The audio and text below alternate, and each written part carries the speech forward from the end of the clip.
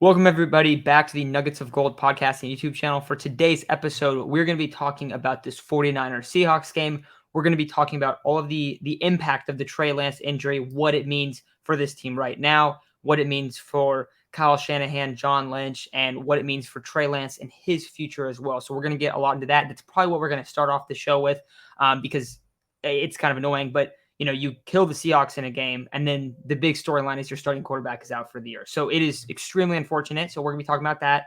And then we'll wrap up the show and we'll talk about this upcoming Broncos matchup, a Sunday night football matchup, and one that looks very intriguing because the Broncos have, frankly, looked kind of terrible up to this point. But we're going to be talking about all of this stuff. We're recording this on Monday. Now, we're not going live this episode, but moving forward, we are planning to go live at 9 a.m. on Monday, pretty much every week. Now, if there's a Monday Night Football game, then that'll probably change up when we record. But we should be going live every Monday morning. So if you guys want to hop on at 9 a.m., that's when we should be going live moving forward on Nuggets of Gold. But with that said, the big storyline from this game is Trey Lance is now down. Trey Lance is going to be out for the season. Lot of question marks in terms of kind of a finger pointing blame game of, oh, this is on Kyle for running his quarterback up the middle. People are happy that Jimmy Garoppolo is back. People are very upset that Trey Lance is back or is out. I'm devastated for Trey Lance personally, because if we look at just where he's at in his career, he is now going to basically have played in between 4 to 5 games over the past 4 years. 3 seasons, but 4 years if you count, like the off seasons as well. So Trey Lance in his basically ages 19 to 22 has almost played zero football.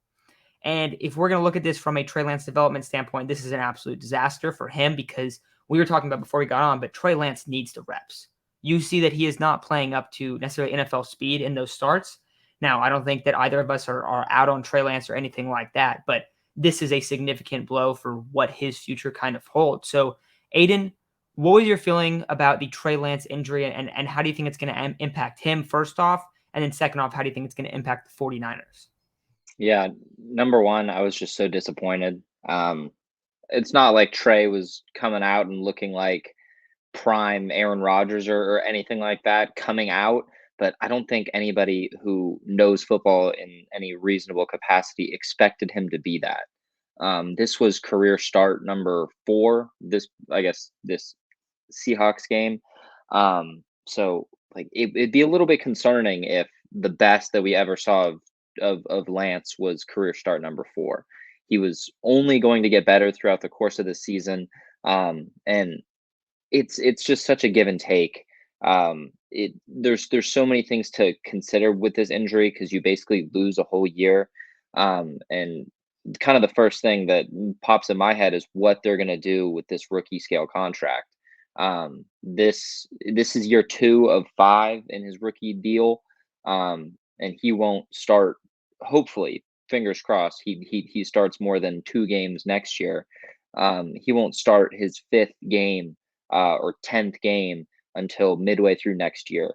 So that's more than halfway through this rookie deal, and gives the Niners even less time to figure out what they have. But for him, I mean, it's so tough. He needs to, I guess, make the most of this opportunity that he's been given to really learn this playbook inside and out. I'm sure that there'll be tons of nights where he can't really move that foot, and he's going to need to study. It's one of those things. It's just sucks for him. You'd rather get the game reps, but both of us have been incredibly critical of Jimmy Garoppolo over this past year and a half. I think we both are still in the same boat. He's not perfect, but I think both of us would also say that tomorrow, like if the Broncos come into town tomorrow, the Niners are a better team probably with Jimmy Garoppolo starting. That's not to say by week 10 that Lance could have given the Niners that dimension that they were sort of missing. But the floor is just substantially higher. And honestly, like I can see how some people around the league, you've seen those reports, a couple anonymous NFL sources are like they're better with Jimmy right now. I would have to agree. But I think a lot of that stuff is getting kind of blown out of proportion right now because Lance isn't like he's not the refined version of the guy that hopefully we're going to be able to see over the next 5, 10 years. We're getting in on the ground floor. It's not going to be perfect, but with Jimmy, I guess you know what you have. And I'm interested to see how the 49ers sort of fight this wrinkle of teams just stacking the box and saying Jimmy Garoppolo beat us. He's done it sometimes. He hasn't done it other times. So I'm interested. I mean, that's really what every 49er game comes down to from now till the end of the year, which at least we know what to expect, but takes a little bit of the dramatics out of it. So it'll be interesting to see. I think I got to be team Jimmy right now. I mean, this season isn't over. We made the NFC title game last year with basically the same roster. Defense looks amazing. There's an argument to be made that they're better than the 2019 team at this point. Defensive line hasn't been quite as dominant as that group, but the secondary looks really good, and Jimmy Ward isn't even back yet. So super excited to see what those guys can do going forward. But I'm just so gutted for Lance, and it raises substantially more questions for this 49ers team, front office, coaching staff, moving forward. So definitely not ideal, but I'm excited to see how they can make the best of it. Yeah, and I think you're definitely right when you're talking about like how it impacts this year's 49er team. I think that this year, if we're looking at it and we kind of take aside like what this means for Trey, I think it is the 49ers are in a better spot right now. Now, it's really hard to project what Trey would look like in the late season, what all of those reps would add up to, what that would mean for him, how he would be able to speed up kind of his play against the NFL. Because to be frank, like, and anyone that's listening to our show, like, you guys know, I really like Trey Lance. Aiden really likes Trey Lance a lot. But he was not playing very fast in terms of if he's running the football. Like, even look at some of these like power quarterback runs and stuff. He can't beat guys to the edge. He's not a very fast player. And when he's in the pocket, he looks a little lost, a little bit like out of it sometimes where he's feeling pressure. He's not sitting in the pocket, not going, oh, boom, this guy's open, second read, let's hit it. Like, it takes some time. I don't want to say he's a slow processor, but adapting to the speed of the NFL was obviously a big step that he was going through. So immediately you bring in Jimmy, and Jimmy's going to be playing better. I don't know what it looks like later in the season, but I definitely agree with that. Now, if we kind of go to the flip side of it and we go, what does this mean for Trey Lance's development? Is this on Kyle Shanahan for hurting him? Is Trey Lance going to be a bust? Because, like, of course, you're going to see a bunch of that throughout NFL media. Oh, look at this, Trey Lance, it didn't work, it's over. And like you said, Aiden, this is his fourth game, and people have already decided that Trey Lance is done. Now, I mentioned it a little bit before. If you are going to have a quarterback that plays 4 or 5 games in the span of 3 seasons or 4 years, give or take, that is super hard to develop a quarterback like that. Now, I've also seen some stuff where it's like, look at Kyle. Kyle did this, fire Kyle because Kyle screwed up Trey Lance. Kyle didn't develop Trey Lance. This isn't all on Kyle. Now, you can look at the play calls. You can go, Kyle's running Trey Lance up the middle in some physical plays too often. I agree with that. I think that's a fair take. But let's not look at this and go like, oh, this is on Kyle. Kyle's job is to try to make this offense work, try to win games. Now, Trey Lance was struggling in a lot of the aspects of the offense where they couldn't sit back and just throw quick hitters. Immediately, Jimmy Garoppolo comes in and the passing game is better.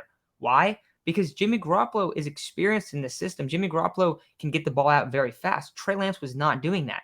So they were having to rely on his legs on this power, like rushing offense, to be able to do that stuff. And I think a lot of people are looking at like, oh, this is Kyle's fault. I don't want to say it's not, like Kyle's not to blame at all, but I think people are just using Kyle as a scapegoat. Let's look at, okay, what about Trey Lance's performance?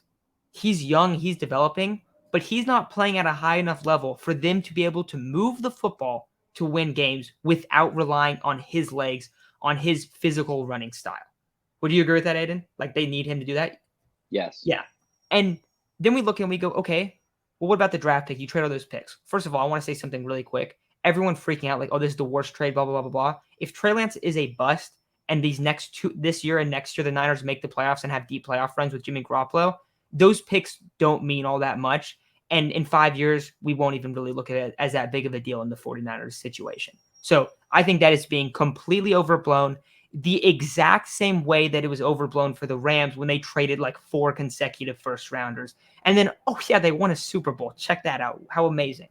But it's also, if we're going to put blame on like how situation has played out up to this point, I think it's more on John Lynch and the front office in terms of drafting a project quarterback when they do not have a clear enough plan of how they're going to make it work. And there were a lot of question marks.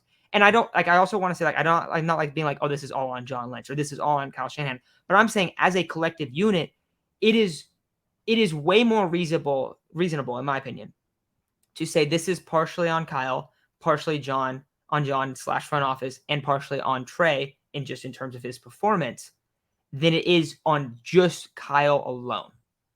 Now, the reason that it's going to be, a lot of it's going to be blamed on Kyle is because of the RG3 situation. So I get it. Like, I get that everyone is upset because he is hurt, but I don't know what Kyle's supposed to do in terms of, and this was said by John Middlecoff on his podcast. What do you want Kyle to do? Go out there and just have Trey start trying to rip deep outs and plays across the middle that he's not going to hit and just go 3 and out every time? Like, no, they need him to be able to do that. They need a dynamic running offense. Up to that point, I think it was 12 carries in the game, or maybe it was 16, I think. And I think it was 12 carries. And 3 had gone, I think it was 3 had gone to Debo, Trey, Wilson, and then Davis Price. So like it was split evenly. Like they're running the ball in such unique ways, and they're doing such interesting stuff with their rushing attack. They had to do that because Trey was going to struggle to consistently sit in the pocket and just hit plays across the middle, hit these easy throws. Does that mean he's going to always struggle in that? No, but it does take time. And like I haven't heard someone that like really, really knows football well that has looked at this and gone, this is all on Kyle. I have yet to see one person that has worked in an NFL like room or is not like a media personality opposed to like a football guy that has looked at this and said, this is on Kyle. I have yet to see one person say that. I don't know if you have, Aiden, but I just think it's kind of outrageous to be like, this is all on Kyle. Is it partially on Kyle? Yeah, I think it is partially on Kyle. I don't want them running the quarterback power as much as they have been. And you were watching the game, and you're going, inevitably he's going to get hurt. And then guess what? He shatters his ankle. So like, I get it, but it's also not just on Kyle. And saying, oh, it's on Kyle, fire Kyle is an absurd take. And you're really just using him as a scapegoat, in my opinion. I'm going to disagree a little bit. I don't think really anybody deserves any sort of blame. If I'm Kyle, I'd probably do the same thing. Quarterback power is part of why you picked Lance. And you see Josh Allen do it in Buffalo now for forever. Cam obviously had some injuries, but a lot of that was sacks. And the RG3 thing, like he got hurt the first time, the really bad time when he was like picking up a fumbled snap. It wasn't like he was running and it was a designed play. Like, and even this Lance play, like he the same thing could have happened on a scramble. Same thing could have happened on a sack. I actually have zero problem with Kyle running that many quarterback powers. In hindsight, it doesn't look great. I think that's fair. But like that's part of the reason that you moved up to get this guy so you could use his legs. It's not like he was running the ball 25 times a game. But I think even like prime Lance, if we ever get to that, I'd love to see him run some quarterback powers. I think he should run the ball 8 to 10 times a game. Because as we saw on that 3rd and 6, like the Seahawks were not ready for a quarterback power on sort of an important play where they picked up the first down. And you could see how that made a positive impact on the effect of the game. And that's something that Jimmy's best skill is his quarterback sneaking, but he is not a running quarterback. Well, real quick, what about the one last week against the Bears? What was it, 3rd and 13? And Lance goes and picks it up. Exactly. So I think a lot of that is people reacting and thinking back to this RG3 thing and really not knowing what they're talking about. These situations are different, and the way the Washington thing ended wasn't really because of the RG3 injury. It was because of the owner and him kind of abusing Kyle's dad and that relationship souring. more than anything on the field. So I mean, you talked about the front office potentially not having a clear enough plan. I think that for some at some level could be true, but even with the most clear possible plan, like it was going to look like this for the first couple weeks anyway. Like nothing surprised me in a negative way over these first couple weeks. It was pretty much exactly what I expected. Some ups, some downs. Ceiling is higher, floor is definitely lower. But you're going to deal with the growing pains because even if it's not this year, next year, the year after, you're a better team moving forward. And I think a lot of people look at this 49ers roster, and I think it's fair. It's a tough give and take. Do you want to sacrifice a year where you have a Super Bowl contending defense to develop your rookie basically quarterback? Um, the Niners decided it was worth the risk. And now they're kind of forced to go back to this last year sort of approach where you got a guy who knows he's probably gone at the end of this year. And there's pros to that. I think that we both have said that the Niners are better right now. And I think that this gives them a much higher chance of just making the playoffs. Um, Obviously with Lance, I think that if they make the playoffs, they could make the Super Bowl. And with Jimmy, while that's possible, I think the chances of that are lower, and Vegas agrees. The Niners line to win the Super Bowl went from, I think, plus 1,600 before the injury to plus 2,000 after. So I think that should say something. But I mean, I just think it's like football injuries are going to happen. It's just kind of a wrong place, wrong time kind of thing.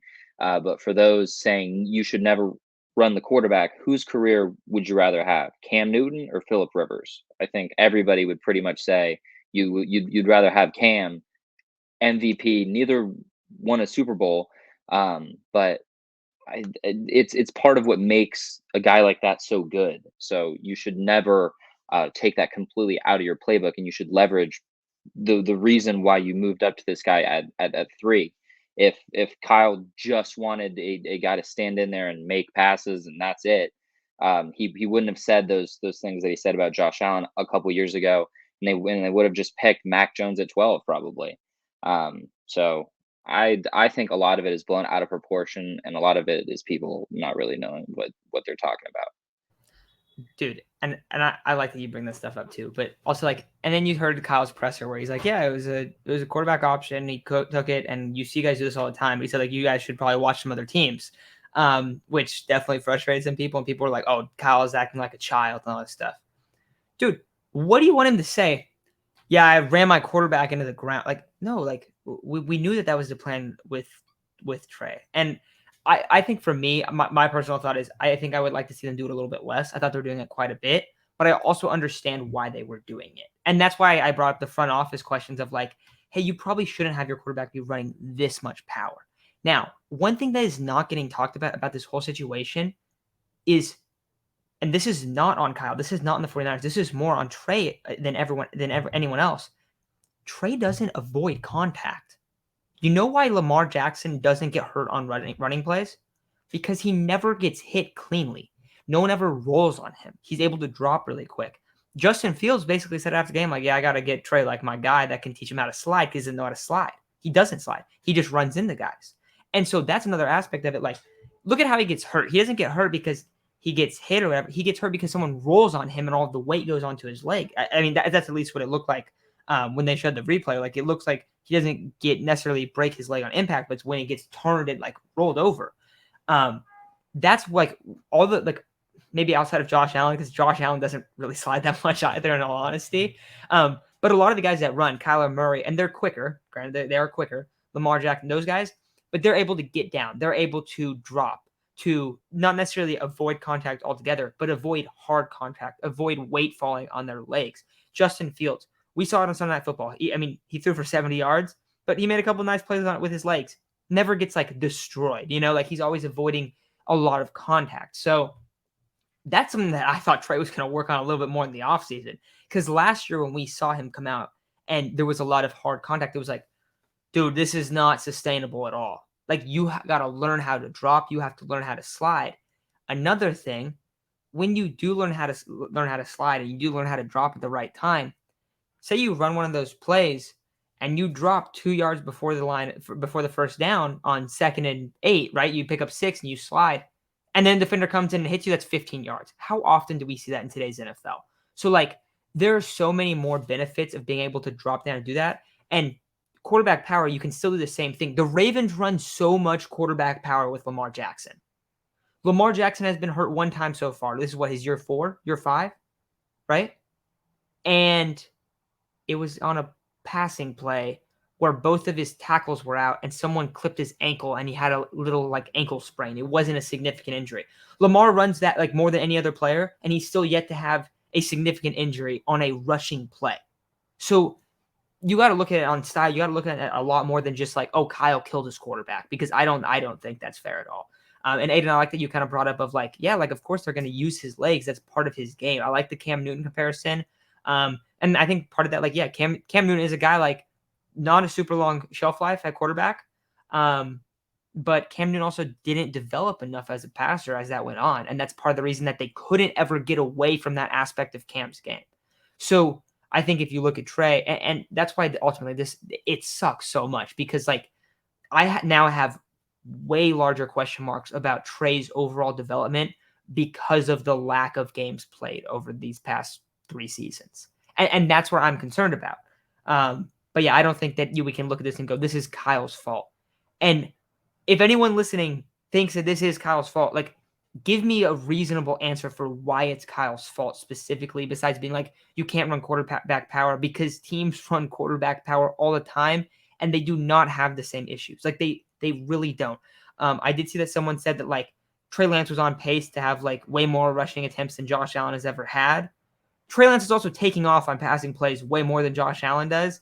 And we are a game and 10 minutes into the season. We are not at the halfway point where that projection really matters all that much at this point. Like, we're just kind of guessing right now.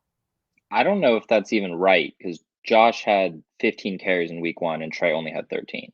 So I don't really know if that's right. I also think it was like over like the Josh Allen's career high in prior seasons. Yeah. I see. Okay. Well, I mean, I don't know. It's one of those things where like it sucks that it happened, but I don't think you spend time pointing the finger on whose fault it was, and it's very strange to me. Like, everybody should feel bad for the kid. Does raise some question marks about his development going forward, but I mean, you could look at this like a negative, or you could look at it like a positive. He gets a whole nother year to really learn this whole system, and while he does need the game reps, I think we should expect him to be better next year than we saw him this year. Stuff should slow down a little bit more. So I don't know. It's tough, but dude, I love that you say that, because one of my friends who's a Bills fan who watched Josh Allen turn into Josh Allen, he goes, and I hung out with him yesterday after the whole Niners game and everything, and he goes, dude, I'm going to be honest with you. I think that this might, and he goes, of course, we don't know yet, but he goes, I think this actually might be kind of a blessing in disguise. He goes, obviously, terrible for Trey. Sucks. And there's big time question marks about his development. But he goes, I don't think he was ready at this point, which, guess what, guys? That is a fair take. Like, Trey Lance is the rawest quarterback ever drafted in the history of the NFL. We've talked about this before. Rawest ever. And he goes, look, man, you get Jimmy, you're probably getting better this year. And Trey does get to do a lot of film work, a lot of stuff like that, where, and we don't know how it's going to look yet. We're just projecting. But he might come in next year and look significantly better, and the game speed might be there a little bit higher, where we go, oh, wow, like, this actually allowed him to kind of sit behind 2 years. And there are guys that have sit behind 2 years. We know Rodgers sat for a long time, and his career played out pretty fine in terms of how he ended up turning out. Trey's also still only 22 years old. Like, we talked about the rookie contract. That is a big, like, iffy thing. If Trey's worth a massive contract, then you're happy that you have Trey Lance because he's worth a massive contract. So I think in terms of development, like, I think it does overall hurt, and it could be detrimental, but it could also be something where you look back and we go, well, the Niners were actually better in 2022. And then in 2023, maybe it wasn't necessarily like Trey didn't have all that year to get those game reps and get to the point where he would be at in 2023, but they were so much better in 2022 that 2023, it was like his first like year of like getting that experience, and he was good enough where they were still winning games, and it was like a much better thing. So I obviously don't, I don't think I think you're exactly right. I don't think pointing fingers really does anything at this point. Like, I think it's just kind of like an exercise like of like, oh, it's Kyle's fault. Like I said, I still have not heard someone that really understands football being like, oh, this is Kyle's fault. This is why. Can you be upset that he got hurt? Of course, I'm upset that he got hurt. I think we're all upset that he got hurt. But it's just like, I don't know, man. I don't think that we can solely blame Kyle. I think if you're like, hey, I don't like that they ran too much quarterback power, that's fair. But the reason they're running quarterback power is because they had to move the football to win games. And they were not going to do that without running the football up the middle as much as they were, in my opinion. Does any coach get more like fire this coach when things go bad than Kyle? Because there was talk to fire Kyle last year, like a little bit before Thanksgiving, and the Niners turned it around, made the NFC Championship. Like, I feel like this dude gets so much hate, and a lot of it's because of that 28-3 Super Bowl and then the Chiefs Super Bowl. It's so strange because he's done such a good job with this roster, with this team. And I still think he's one of the best play callers in the entire league. It's isn't that weird? Like, we're not going to get anybody better on the open market. And I mean, honestly, like I think that you made a very good point about Lance, and going into next year could be much slower. And hopefully, fingers crossed, I think you and I both hope that this is the last year of Jimmy Garoppolo. He won't have Jimmy breathing down his neck. There won't be media guys being like, "Oh, when is Jimmy going to play? When is Jimmy going to play? When is Jimmy going to play?" It'll move to, should they have kept Jimmy? But if he plays well, like, even that'll shut up, and there'll be less, I guess, constant attention on him, and he'll just be able to go out there and play. Because at the NFL at its most basic, it's really just a game, and sometimes you can make things bigger than they are. And I don't know if that's something that Trey did, but I think that that's only another positive, where he'll have one less thing to worry about going into next year, assuming. And I still think that is the plan. Maybe if Jimmy goes and leads us to a Super Bowl win, you turn it on its head. But I think that would be surprising to me. And as long as we win a Super Bowl, that's an acceptable trade. I would be a huge Jimmy fan for the rest of my life, as long as we win a Super Bowl, because that's what it's all about. But I'd be surprised if this really changes the long-term plan going forward. So to have Jimmy out of there next year, Jimmy kind of gets a farewell send-off tour. I think it'll be interesting moving forward, and it like you said, it could end up even being a good thing. Yeah, it's hard because it's so fresh right now too. It's like, and I think that's why a lot of people were like, "Are you kidding me, Kyle? Like, you kept running quarterback power." I felt like if we were going to run quarterback power, he was going to get hurt, which is fair. But I think like people are like, probably when Lamar came out, they're like, "Dude, if you keep running quarterback power with Lamar, Lamar's going to die." And it's like, well, Lamar still hasn't got hit like square up in the NFL, and it's been 4 years, 5 years. Like, there are guys like that. Like, and another thing too is like, we're talking about Trey Lance season-ending injury. You know who else has had a season-ending injury? Basically every single player in the history of the NFL. Like, dude, like, who hasn't? Who has not had a season-ending injury? Rodgers. Dude, Brady. Manning almost retired because of a neck injury. Like, Andrew Luck retired early. Like, let's not act like injuries aren't a part of the game either. Like, that is also something. What about Jimmy Garoppolo? How many times he got hurt and you're not running the football with him? Like, so I think it's tough. I think that's just kind of a snap decision of like, oh, this is on Kyle. I think most people are blaming Kyle too, Aiden. Like, I really do think that. And I think it's right how you're saying, like, how he's so scrutinized. And we've talked about this before, but 28-3, yeah, guess what? It's partially on Kyle. You know who else it's on? Dan Quinn and the defense for allowing like 35 points in like 20 minutes. That's also kind of on them too.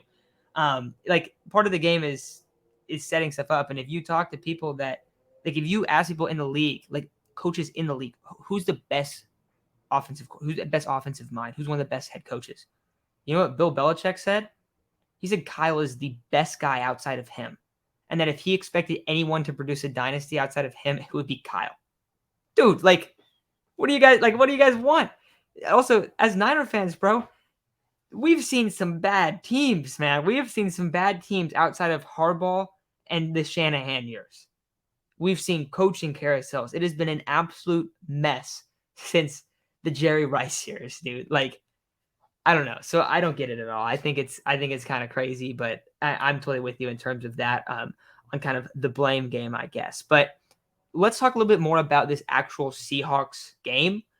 This is one where if we look at, okay, who's the big winners of this game? I think it's very clear the 49ers defense, because the defense pitched a shutout. This game should have been 30-0 if you take away a blocked field goal return for a touchdown. 30-0, which sucks because we're looking back in this game and we're like, man, this is a big blow. But it's like, yeah, you also just won the game 30-0 against a team that you literally just have not been able to beat ever for some reason, even when they're not good, even when guys are hurt, whatever the case is. You just can't beat the Seahawks. This year they come in and they absolutely take care of business. The defense looks great. We saw Drake Jackson get in there on a play.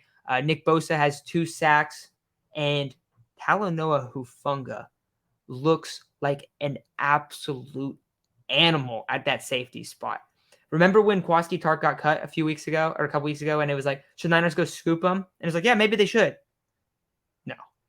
You got a stud at safety. When Jimmy Ward comes back, this will be the best defensive backfield, assuming that the corners stay healthy, that the Niners will have rolled up in the Kyle Shanahan era, with a defensive line that has 4 or 5 first rounders and Drake Jackson, who's basically, they had him graded as a first rounder. So like, your defensive line is stacked. Your linebackers are stacked. You just extended Drake Greenlaw, who I will say looked absolutely abysmal against the Bears, but he looked a lot better this week. But this defense is legit. You brought up earlier on when we were talking that this defense looks like it could be like pretty similar to the 2019 defense.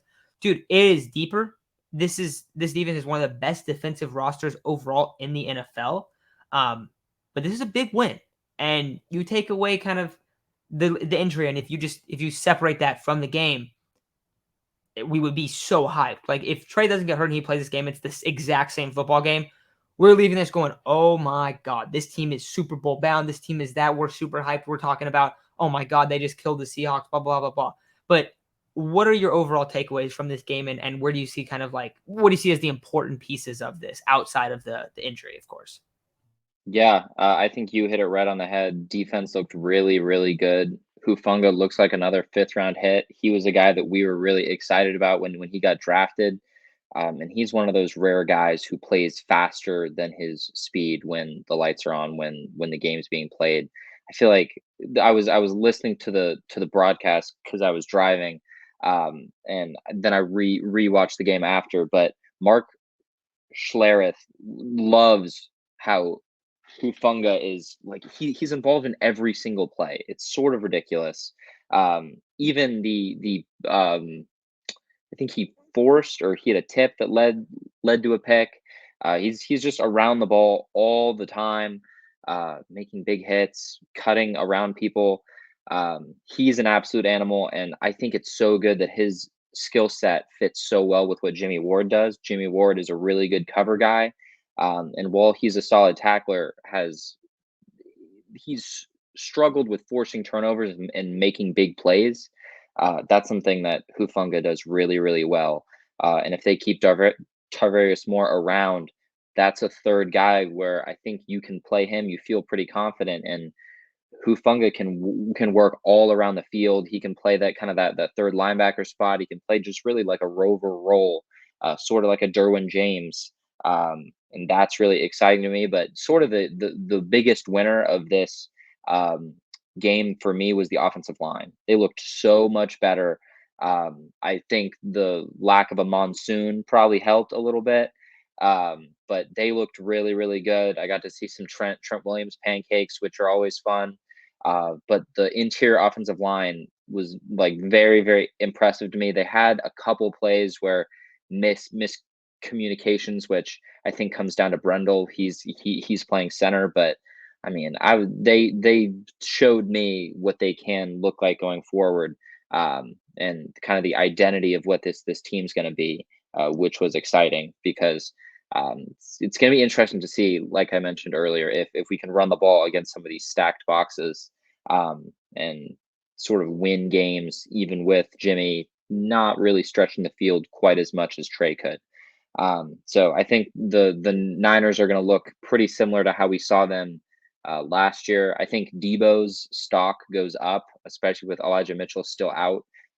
If somebody wants to trade him to you in fantasy, I think that's a no brainer move. But I mean, that was those were the two biggest winners for me. Yeah, dude. I'm completely there with you. I think if we're looking at the Seahawks defensive line really isn't that bad either. Because like I think that might be one thing that you would bring up is like, oh yeah, like the offensive line looks good, but it's not a very good team that you're playing against. That's true. The Seahawks are not a very good team. However, the Seahawks defensive line, they actually have a couple guys that are pretty solid. Darrell Taylor is pretty solid. Al Woods is pretty good run stuffer. And keep in mind, I'm thinking more of this like in terms of run blocking, right? Like, because that's where, I mean, the whole second half was literally just running the football over and over again and just kind of suffocating the Seahawks defense. They scored one touchdown in the second half, and it was just more of like, yep, we're just going to slowly eat the clock away, and you guys aren't able to do anything on offense. So that's what we're going to kind of do. But I think that's a great point about the Niners O-line, because we didn't record last week, unfortunately. Dude, I left that game going, forget Trey Lance, forget about like how he looked. The offensive line looked terrible. And that's why I was nervous. I was like, dude, it doesn't matter who's at quarterback. If your offensive line is this bad, like that's going to lead to problems whoever's under center. And they definitely had a big step up in this one. Also, a couple other guys that look pretty good. I mean, Jeff Wilson looked pretty good. We know who Jeff Wilson is at this point. Davis Price, I thought he had some decent bursts. I know he only rushed for like a little over 2 yards per carry, but I was watching him. I was like, I kind of like some of these runs that he's had. I feel like he looked decently explosive, I would say. Also shows that he's the guy as that number 2's back for a couple months. Another guy looked really good. Another guy, maybe the box score doesn't really point it out, right? Brandon Ayuk looked like a freaking monster, dude. Like, Brandon Ayuk had 5 catches for 63 yards. Okay, not that big of a deal. He also had an additional like 50 yards, and one of them brought the ball to the 1 yard line because they could not, like, whoever was on him could not hang with him. They were grabbing, like, he drew a couple flags, like, he looked really good. I think every single time, I believe he had 5 catches on 5 targets. That he might have had 5 catches on 7 targets with 2 flags. I believe that's what it was. So every time they went to him, he delivered. Like, that's a clutch thing. Early on in the game, he had a play in space where he basically broke down the DB or linebacker, I forgot who it was, and then picked up 15 extra yards after he did that. Like, he looks a lot better this year, which is a huge sign for this offense, because you brought up Debo. I totally agree. I think Debo will be more of the focal piece of this offense now. So maybe, like, in terms of fantasy, at least where I was at, it's maybe a little bit of a stock down for Ayuk. But for the 49ers, it's wow, we got Ayuk and Debo, and they're clicking, and we got this run game. We haven't even seen Kittle yet in this offense. Like, okay, now it's looking pretty good. The defense is pitching shutouts, and let's not act like, okay, yeah, the Seahawks offense isn't good, but pitching a shutout in the NFL is unheard of in today's game. They did that. I know the Seahawks have 7 points. It was the blocked field goal. So their defense still pitched the shutout. That's incredible. So I think you're going in and you're playing against the guy next week where Russell Wilson has absolutely killed this team. They're going to have to work it out for you. Every time the Niners play Russell Wilson, it's like, oh, look, Russell Wilson does this, and Russell Wilson does that. But going into that game, I think now, like, you leave this one as, like, in terms of what we saw on the field, non-injury related, this is about as perfect as it can get. Like, I wouldn't have asked for anything more. All 3 units for the Niners looked really good on defense. And that is something that's so sick to see, because last year, the Niners finished as a top 5 defense in the NFL. The year before, in 2020, when you don't have Bosa, they finished as a top 5 defense in the NFL. Now imagine if you don't have Josh Norman. Dude, okay, I'm blanking on his name. Who was the other guy besides Norman last year? It was Norman, and who was it? The guy that they signed for a couple weeks. It was so bad. What's his name? He went to. It wasn't Denard, was it? No, it was. Oh my! He's been around the league for a while. I don't know why I can't think of his name. I know who. You know who I'm talking about, dude. Yeah, He looked worse. He got cut after like his first game he played. Like, you don't have that at corner. You got Charvarius Ward or Mooney Ward, who even Mooney Ward allowed a bunch. Like Lockett had a great game. He allowed a bunch of yards to Lockett. Didn't matter really at the end of the day. E-Man looks like a stud. I mean, E-Man is one of the best pieces Niners have ever picked up, like in the Shanahan era. E-Man has just turned into a absolute baller. You have Hufanga. You don't have Jimmy Ward back. The linebacking core is legit, is elite. The defensive line is elite. Like all of a sudden, you have a good secondary with an elite front seven in both departments. That's a recipe to win a lot of games. That's a recipe to produce a ton of turnovers. I'm really hyped to watch this defense just eat for the rest of the year. The 49ers are able to run the football well. They have a shot. They have a shot this season, even with the injury. Like that, it's going to be fun to watch for the rest of the year. And any offensive coordinator, anyone who's going against the Niners moving forward, just saw this game and went, shit, this is going to be tough. And the rest of the NFC is not looking awesome. The Buccaneers, they have major question marks on offense. Their defense looks very good, but like if you can pressure Brady with 4, and I think the Niners can, like you can beat him. You're gonna need to score on that defense. It's a really, really good defense. But I mean, it's exciting to see sort of what it's basically running back last year because I think that they had the Rams on the ropes last year, and they did not execute late and ended up losing. But I think the Niners walked out of that game saying we can beat these guys, considering that they had beat them like 6 out of the last 7 times. So it'll be interesting to see, but it's gonna come down to how well they can run the ball and how Jimmy plays against some of those stacked boxes because you have the weapons now.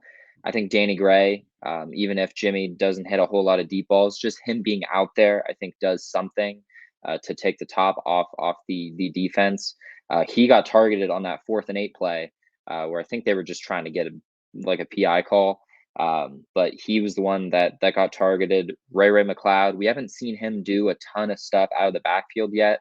I think that stuff could increase. But I mean, this team's going to go as far as Jimmy can take them, and as we've seen, that can be pretty far indeed. So I think that's a very good point. Yeah, I was gonna say, are you ready for the weak NFC? Maybe we'll get a playoff game where Jimmy throws 6 or 8 passes this year. Because, dude, the NFC is not good. Every single team in the NFC looks like they have like a really bad weakness in some regard. The Buccaneers' offensive line is awful. Is terrible, dude, and they're already dealing with a bunch of injuries. Same thing with the Rams, dude. The Rams' offensive line is terrible too. They almost blew the game to the Falcons. Like, so there's a lot of just question marks, and those are the clear 2 top teams. Like, there's some other teams. I think tonight, we're recording this on Monday. Tonight's game going to be super exciting because you got Vikings against Eagles. Those are 2 teams I think are not really recognized of like how good these teams actually are. I do want to go back one more thing. Aaron Banks, highest graded offensive player yesterday in the game. That's pretty impressive because he's one of the big question marks. You talked about Brendel, like the Niners allowed, I think it was 2 pressures last game. Like that's something that's big. Now, the good thing is you're running the football out. You're playing ahead. If you can play ahead on schedule like that and you don't have to rely on like, all right, Jimmy, we need to start slinging this rock. You need to start pushing the ball outside the numbers. But guess what? If your defense is shutting team, because, okay, think about the Niners season last year. Kind of 2 halves, right? One half you have like horrible DB play, and that's when they were losing. Other half they have okay DB play, okay. And it was completely different for how those games would turn out. If you have now good DB play along with a better D line and better linebacking core because the Aziz and Trey were banged up last year, like that's crazy. So the big thing also, like you bring up how far Jimmy can take you, also what the injuries are too. I mean, injuries that's NFL. Like the biggest thing I feel like almost every single year is who's healthy. Like that's almost always what it is. And then like you have teams that are really good and it's like, oh, they're not in the mix. Why? Well, because this guy and this guy and this guy got hurt and all of a sudden they couldn't do it. But yeah, dude, I thought this was a great win for the 49ers. Now going a little bit into this, not Seahawks game. Now going a little bit into this Broncos game. I am excited for this one because I think that this is a team, if you would ask me week 0, before the year started, right? Heading into the season, what is a game that's like going to be like a crazy one? It's going to be hard for the Niners to win. I would think this Broncos game would be tremendously hard because Russell Wilson has played the Niners extremely well through his entire duration in Seattle. But I've watched both of these Broncos games pretty closely. Of course, the Monday night game against the Seahawks. But last week's game against the Texans, the Broncos were really underwhelming. The Broncos do not look good right now. And they're about to play the Niners, who, yes, they have a quarterback change. Yes, they have some stuff. But if anything, it's probably going to be a little bit more like consistent. Like they're going to have more consistent play from that quarterback position with Jimmy back there. Definitely not the upside. We've already talked about that earlier. But the Broncos coaching staff, I have some big time question marks. And what we've seen is when Kyle and D'Amico or Saleh, either one, go against poor coaching staffs, they decimate them. They absolutely destroy them. Nathaniel Hackett up to this point, and it's 2 games in, dude, it looks horrible. This looks as bad as like any like first 2 games I've seen from a new like coaching staff, honestly. They look completely lost. There was a play against the Texans where they ran on 3rd and 1, a tight end run option where Javonte Williams was the option player and 83, I think it was 83 on the Broncos ran an option play. You have Russell Wilson, bro. Use Russell Wilson on 3rd and 1. He's going to pick that up for you like every single time. They already have some injuries. Judy should, I guess, be back. Pat Surtain was banged up in that last game. But in terms of the Niners meeting a team at the right point in the season, before the year started, I was talking about this. I don't know if I talked about it with you, Aiden, but I said, man, thank God we got the Cardinals late in the year because the Cardinals late in the year is completely different than the Cardinals beginning of the year. I'd rather play them late. It makes it a lot easier to win those games. Well, this one is almost the inverse. You have a new system. You have new coaching staff. These guys are not gelled together, and they're looking really bad early on. This is their second primetime game of the year, and they're about to go against one of the most physical teams in the league against the 49ers. I think this is one where I don't know. I'm going to check right now. I don't know if the 49ers are favorited. But this is one where I think the 49ers have a pretty clear advantage. So I am pumped for this game coming up next weekend. But what are kind of the areas that you're looking at of like, okay, this is what's going to decide this game? I think we talked about it a little bit earlier. It's going to come down to how the Niners go against a eight-man box, 7-man box, and if they're able to run the ball, and if not, if Jimmy's going to be able to throw them out of that stacked box. That's what pretty much every game is going to come down to. Jimmy's done it in the past. He's not done it in the past. So hopefully he's able to do it. But I probably am not as confident as you are going into this game, just given it's so early in the season. Sometimes you just need a switch to flip. And I guess this sort of lead up is sort of reminding me of that Rams Niners game last year, the one where the Niners, the media all loved the Rams. Niners were 3-5, and the Niners came and took them to town, basically beat them by 20, and that's what turned the season around. So I'm sure that that's what Hackett and his coaching staff will say is this is a very physical team. Sunday night football. I think the Rams Niners game last year was a Monday night game. It's prime time. And I could see the Broncos getting up for this game a little bit more than the 49ers do. I hope that that's not what happens. I think the 49ers are a better team who have looked better and they match up pretty well. But it's not like the Broncos don't have playmakers. I think Javonte Williams is an absolute monster. That's probably some UNC bias showing. But I think he's really, really good. Russell Wilson's gonna figure it out. And even if Judy doesn't play this week, they still have Sutton. I think they still have KJ Hamler. It's not like they don't have weapons. So I'm not like I'm cautiously optimistic about this game, but I after being lulled into the Bears trap, I'm not gonna go and predict a 30-point mauling. So yeah.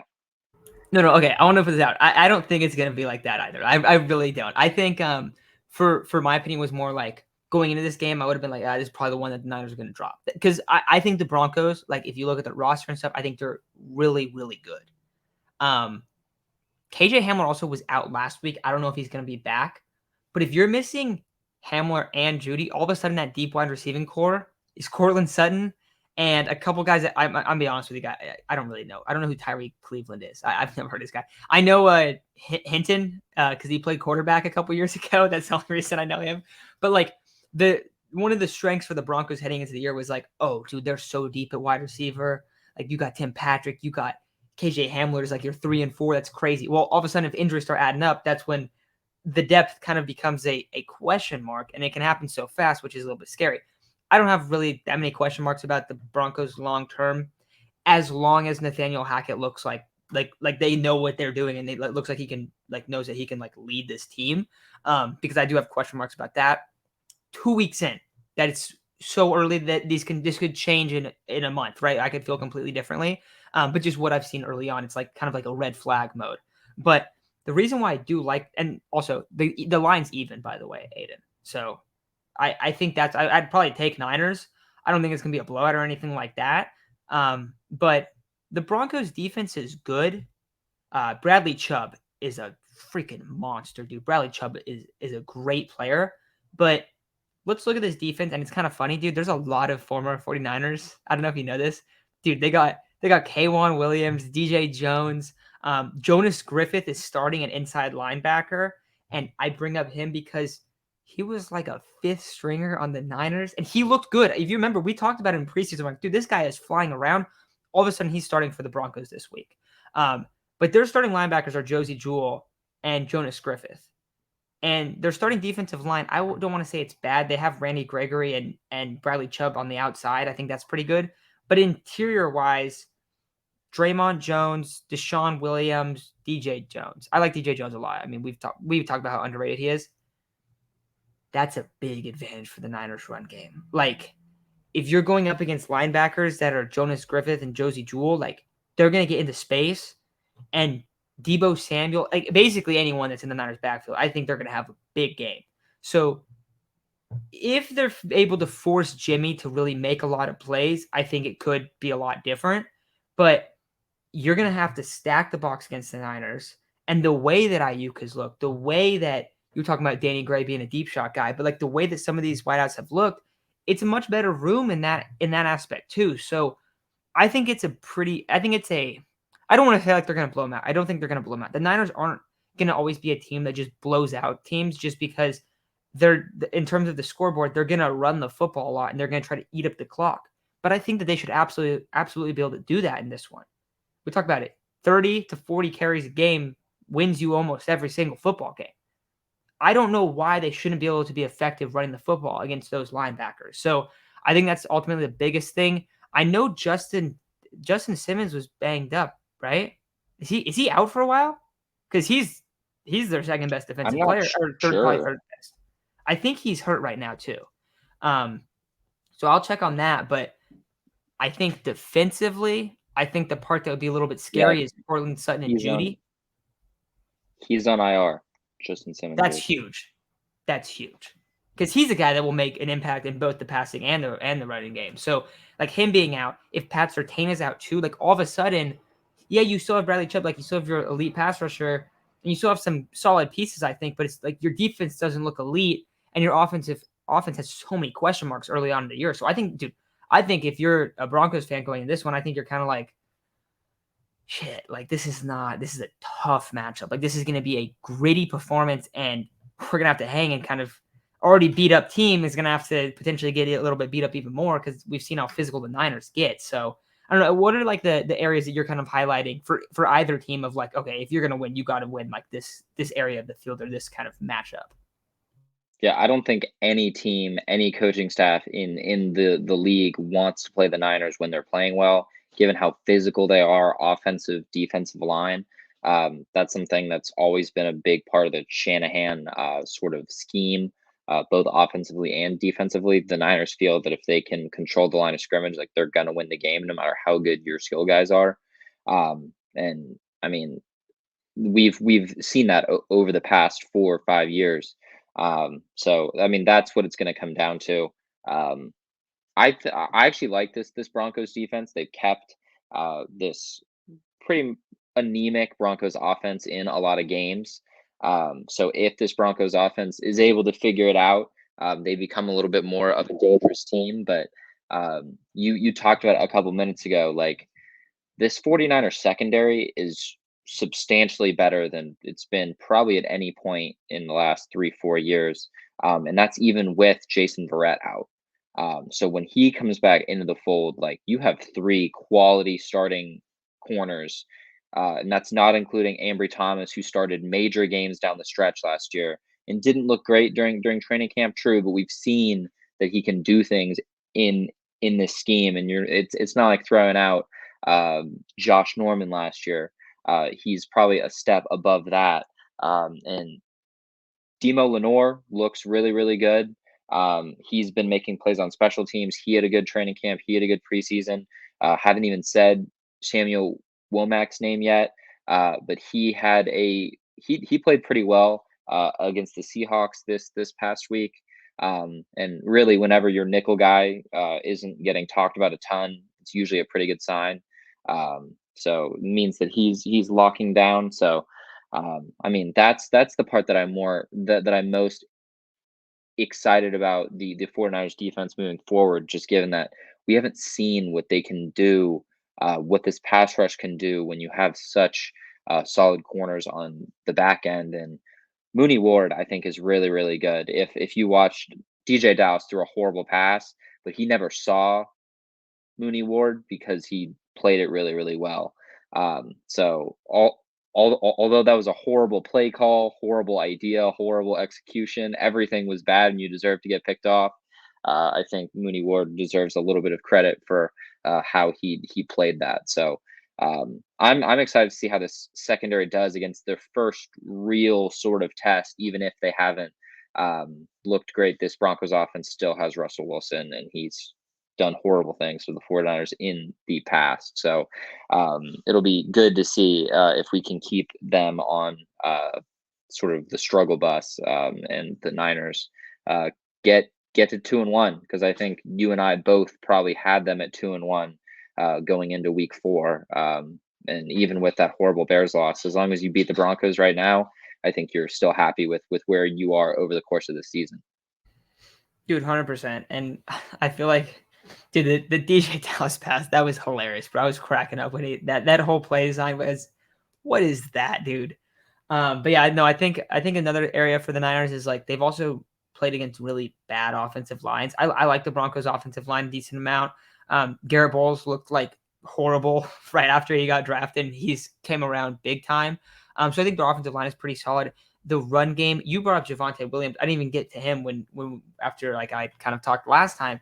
But dude, Javonte Williams is a freaking monster, dude. They need to get him the ball a lot more than they are. That's one of the biggest things that they can do, because Melvin Gordon has not been nearly as effective. Javonte Williams looks like a star in the making. Like he looks like he is a star running back, and he needs the ball more. That's honestly how I feel. So I think like you got to be able to contain that run game. But if you're able to do that, and it's really going to come down, I feel like this game is kind of going to come down to like if the Niners can take control in the trenches on offense and defense, they could like have a very comfortable win. And if they don't, then you're going to result on playmakers from both sides to really take this game over the top. Also wonder if Kittle's going to be back. I have no idea at this point if he's going to be back. Hopefully that's the case, because that changes the Niners' run offense so much, dude, and their play action, having Jimmy Garoppolo under center now to kind of attack the middle of the field, and him to have some deep play ability with a guy that can just kind of be a yak monster in Kittle. So I think that helps the explosiveness of this offense tremendously as well. But I'm pumped for it, dude. But yeah, anything else you want to add on this game? No, I think that we've sort of spoken about what we think it's going to look like. I'm excited. It's a Sunday night game. I always love seeing those. And hopefully the Niners are 2-1 going into week 4.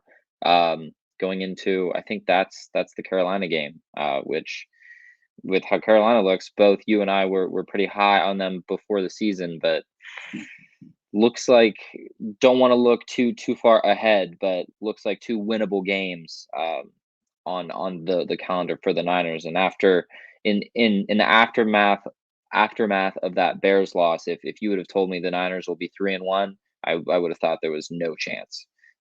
So pretty They do excited have with how Rams. it's turned out. Oh, They do have the Rams, Rams and then before.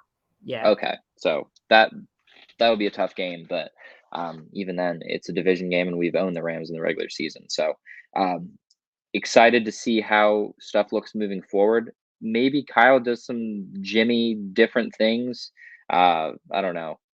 We'll see, but You talking about mobile it, Jimmy? maybe some QB power Jimmy. Maybe he just wants to shut some people up and say, "Hey, look, Jimmy's fine." And then Jimmy goes down, we got to turn to Brock Purdy, which would not be quite as good. But yeah, Um, excited to get it started, and yeah. I was gonna say score predictions for this Broncos Niners game. Um. I know it's impossible. We've called a couple of them last Yeah. over this podcast. Yeah. We've had some ones that are right on the money. I want to say. I want to say like 23-20. Niners win. Dude, that is exactly what I was thinking too. Literally the exact same score. I'm going 23-22. I like 23-20. Couple gross field goals where they should get touchdowns, and the Broncos make it a game late. But I think they should be able to pull it out. But it'll be tight. Final thing I'll add. Monster game from Debo. That's another thing I'm predicting in this one. I think Debo's going to go stupid in this game. So I'm hyped about that as well. But yeah, I think that's going to do it, guys. So thank you all for listening. And we'll be back next Monday, 9 a.m. Pacific time, to be talking about this Broncos game and also be looking ahead to that Rams game on the next Monday night as well. So thank you guys all for listening, and we'll be going live next Monday. If you're listening to this in segment form, there's a full episode podcast that was posted this Monday, which is September 19th. But with that said, thank you guys for listening, and we'll talk to you all very, very soon.